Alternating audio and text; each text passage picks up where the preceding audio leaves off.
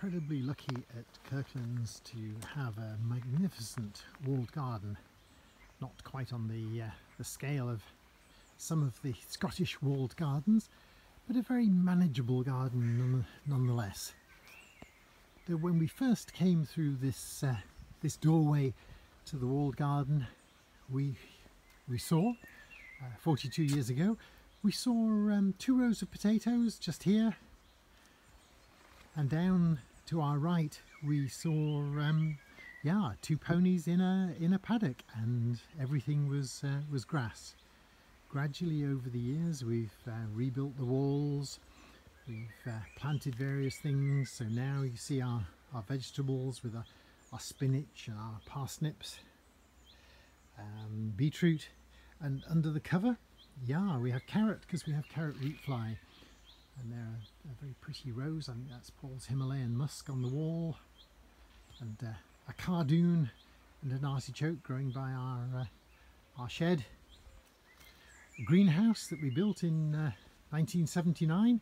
I had a bad accident and couldn't do real gardening, so the greenhouse built so I could do light gardening duties for a little over a year.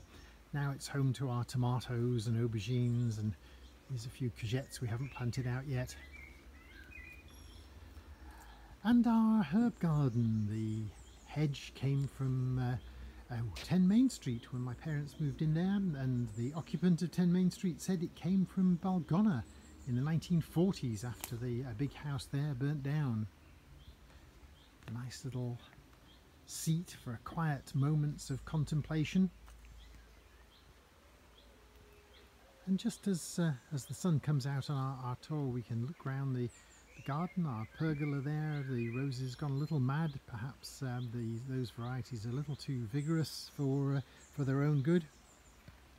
And we walk down the steps. The horses were just led down to the bottom of the paddock at this end. The steps couldn't be seen.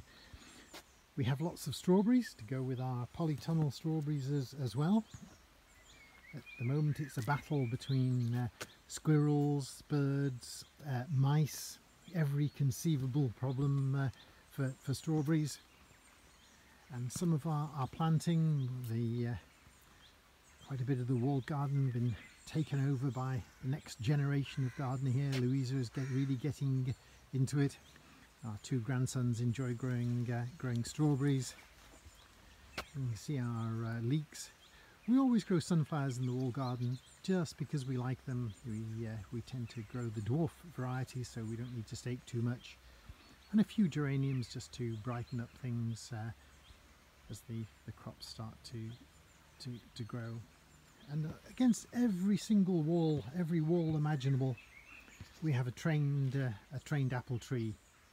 I think this is Rajka, next to it is Elstar, then Sunrise and Sunset, but I think there's 17 apple trees trained against the wall, and our big cooking apples at the bottom. You can see the leeks, the onions beyond, and peas and beans down the end, and all the walls and all the terracing was done over a few years. The 2003, 2004, 2005.